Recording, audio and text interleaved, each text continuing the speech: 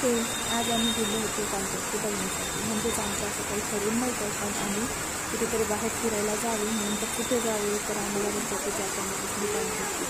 ही पानचक्की छत्रपती संभाजीनगर येथे आहे, औरंगाबाद.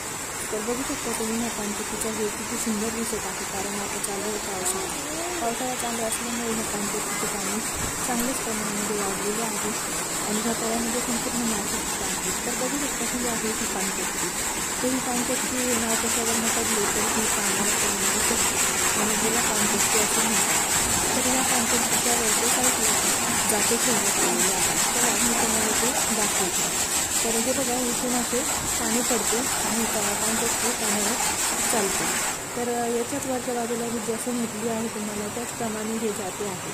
तर या जात्यामध्ये पूर्वी काळी धान्य टाकून त्यातून पीठ काढत असत आणि ते गोरगरिबांना अन्न शिजून देत असत.